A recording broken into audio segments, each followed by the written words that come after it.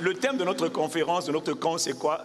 Réveille-toi, relève-toi, et Christ fera briller sa lumière sur toi. Amen, amen. Donc quand il parlait, je disais, mais ça tombe bien, c'est le thème de mon message, donc je veux surfer sur son message. Dis avec moi la royauté.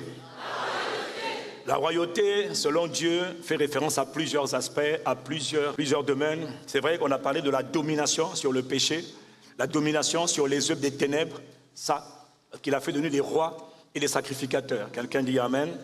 Mais la royauté, c'est aussi la position d'honneur, d'influence, d'impact, de commandement, de responsabilité, de gouvernement que Dieu peut donner à un homme.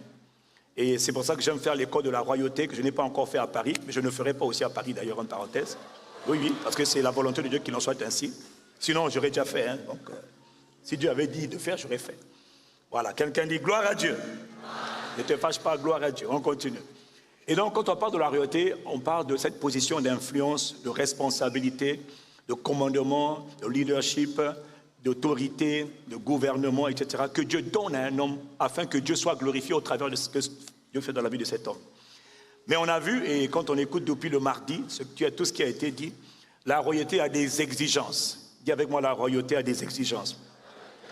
Quiconque est appelé à être élevé, quiconque est appelé à briller, à éclairer le monde, mon frère, ma soeur, ce n'est pas un slogan, il y a des exigences. Et parmi les exigences qui sont obligatoires pour quiconque aspire à devenir une lumière dans ce monde, aspire à devenir quelqu'un qui non seulement est élevé par Dieu, positionné par Dieu, mais qui va accomplir ce pourquoi Dieu l'a envoyé, il va falloir qu'il apprenne à marcher dans la puissance et dans la puissance spirituelle. Et tout à l'heure, parmi les points que le pasteur Mathieu était en train de développer, il disait qu'il était indispensable de marcher dans la puissance spirituelle. Et il parlait de la charge spirituelle. Très capital d'apprendre à marcher dans la puissance spirituelle. Je veux entendre ton Amen. Donc aujourd'hui, on va parler de la puissance spirituelle. Parce que personne ne peut s'élever et réussir au milieu des ténèbres, s'il vous plaît. Nous sommes appelés à briller au milieu des ténèbres. Les ténèbres ne te laisseront jamais faire. Le monde des ténèbres ne te laissera jamais briller comme tu veux. Ce n'est pas possible. Ils vont te combattre pour étouffer ta lumière. C'est ce qu'on voit depuis mardi. Et pour réussir à malgré tout briller au milieu des ténèbres, il va falloir que tu apprennes à être un homme, une femme qui marche dans la puissance spirituelle. Il va falloir que tu apprennes à devenir un homme, une femme puissant et puissante. Et quand je parle, tu dois dire Amen à chaque puissance que je prononce. La puissance spirituelle, c'est une nécessité. Ce n'est pas une option.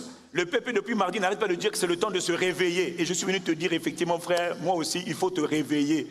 Le niveau où tu es là, ce n'est pas le bon niveau. La vie que tu mènes là, elle n'est pas conforme aux standards du ciel. Tu ne ressembles pas au ciel. Beaucoup d'entre nous, nous ne reflétons pas le ciel. Est-ce qu'on peut parler cœur à cœur? Nous ne reflétons pas le ciel. Nous sommes des hommes sauvés par la grâce de Dieu, mais qui marchent sans puissance. Et ce n'est pas la volonté de Dieu. Beaucoup d'entre nous, nous faisons la honte du royaume. Je le dis avec humilité, nous sommes la honte du royaume. Nous sommes des discoureurs, mais pas des démonstrateurs. Nous parlons beaucoup, mais nous ne démontrons pas assez. Et aujourd'hui, il faut que ça change. Certains d'entre nous, nous sommes déjà à un certain niveau, bienvenue, gloire à Dieu. Mais il y a des niveaux que nous n'avons pas encore atteints. Il y a des niveaux dans lesquels Dieu veut nous positionner pendant cette semaine. C'est ce qu'on n'arrête pas de dire. Si tu es concerné, tu me dis Amen et j'avance. Dans le psaume 68, verset 28, tu sais ce qui est écrit. Il est écrit, ton Dieu ordonne que tu sois puissant. Ton Dieu ordonne que tu sois puissant. La version Osterva dit, ton Dieu a commandé ta puissance. Ou encore, ton Dieu a commandé ta force. Donc c'est la volonté de Dieu. Je t'en supplie, écoute-moi. Tu dois accepter ce que Dieu dit. Moi encore, tu peux éviter, mais si c'est écrit, donc ça a été écrit pour toi.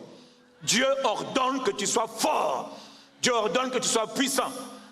Dieu ordonne que tu sois quelqu'une de puissante, de puissant. Quelqu'un me dit Amen.